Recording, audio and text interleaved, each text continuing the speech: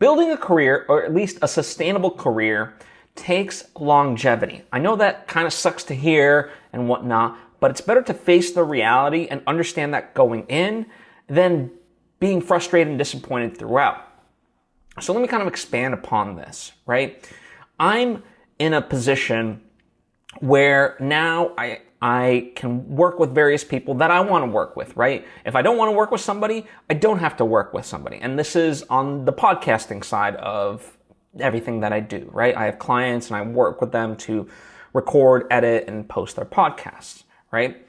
And, you know, it's no secret that right now is kind of a difficult time for a lot of people. Obviously, we had the pandemic. Then within the entertainment business, we had a couple of strikes and all kinds of different things. And, you know, even just in the tech sector, there's been layoffs and stuff like that. So it's not the best of times.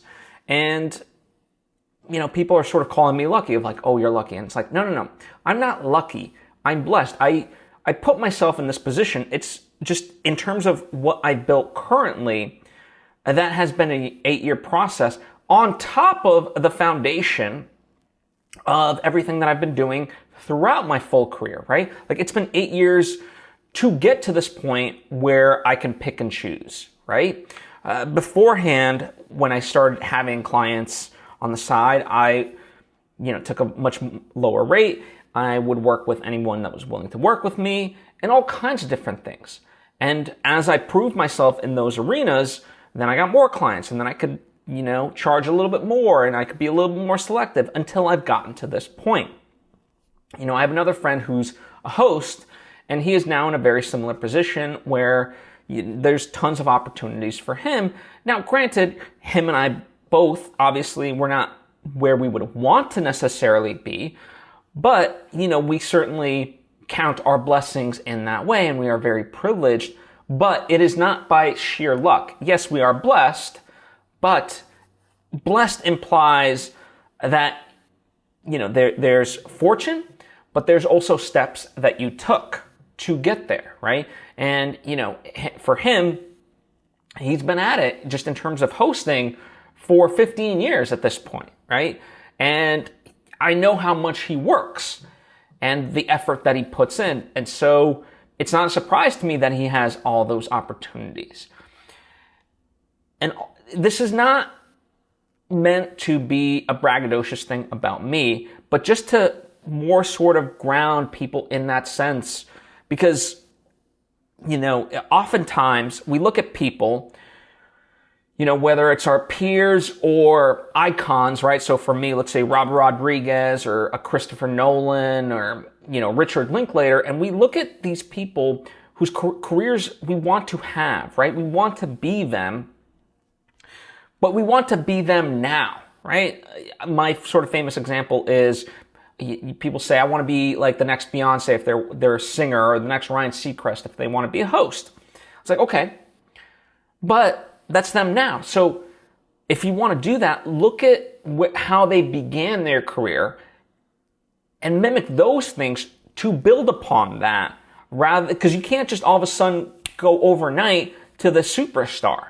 And I know that's appealing, and I know there are examples of this, right? This year in particular, we've had Haley Welch, aka the Hawk Tuah girl, who seemingly come onto the scene. But I do think she's actually talented. But I also, you know, now certain things that I'm seeing, even with her, I think they're thrusting a lot on her a little bit too quickly. Now, granted, they're doing it because they want to maximize. They don't know how long, like, her fame will necessarily last. But it is indicative to me that, like, if you want to really build it, you need that foundation of studying the craft and so forth to be able to continue. So the point being that is luck, right? And for the most part, that is relatively unsustainable. There are very small examples of someone being able to sustain that when that luck sort of hits. And so for me, you know, yes, I, as a filmmaker, want to be making all the movies that I want to be making. No different, again, as I said, than Christopher Nolan. Like, he's a prime example. He makes the movies that he wants to make. He works with the studios that he wants to work with. He, you know, if he reaches out to an actor, the actor more than likely is going to want to work with him. I would love to be in that position, right?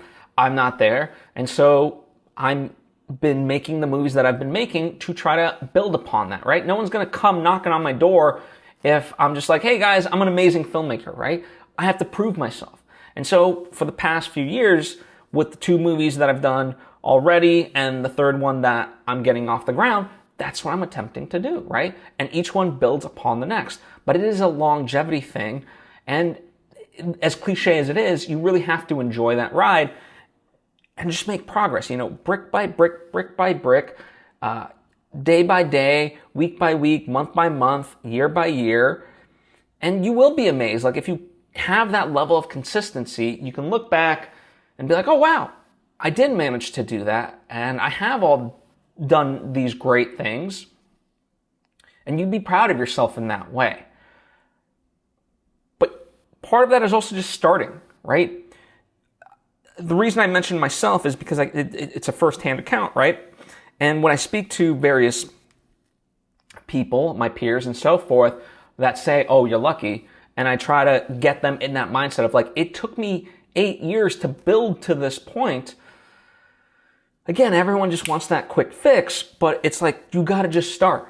Just start. And I know that sucks. Some people are in their 30s, some people might be in their 40s or, possibly even later. But there are plenty of examples of, inventors and so forth that really get going in their late 40s, early 50s, and even beyond, right?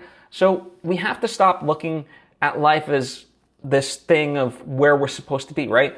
It's not a race. Like, once you finish the race, all that implies in the game of life is that you're dead. And you don't want to be dead, right? You want to continue be doing stuff, right? And who knows at what point unfortunately, we don't get to decide what people gravitate towards and what we will be ultimately known, right? A prime example of this is Kevin Kelly. He, Wired magazine, among other things, he's written books, one of them being Out of Control, which helped the Wachowskis read that and helped kind of inform them for The Matrix. I mean, obviously they had plenty of other inspirations, but that's a big book for them. And so he's done a lot in the tech space. And yet the thing that he's most known for is this concept called 1,000 True Fans, where essentially, he made the argument that to have a sustainable career, you don't have to have millions of fans. You just have to have 1,000 true fans that, are willing to each year give you $100, right? And that'll be $100,000. And, that's a decent living. That's what he's known for. But he wrote this just as an observation. It's not the core of like the work and the legacy that he's built, or was supposed to be known for. And yet, but there it is, right? That's what most people know him for. So the point being that we just have to ultimately continue on our path. Like a career, right? By definition, spans years and years and decades, right? And so that's what we're trying to build, or I hope we're trying to build. I'm trying to build, certainly. And you kind of have to enjoy it. And yeah, just take it for what it is and go on the ride and brick by brick, build and make that progress. And really look at the longevity of it. And don't be afraid of that longevity, because the more you embrace it, the easier it will be. So that's my advice to you. I hope it helps. It's certainly, obviously, as I said, yes, would I like to be further ahead? Sure. But at the same time, I know I have to count my blessings. And with the uncertainties of the world, I'm in a very good position overall, right? And so, we all can do that for ourselves. Yes, there are all kinds of factors going against us. I get that. There are headwinds pushing against us. Sure. And each of them can be individual.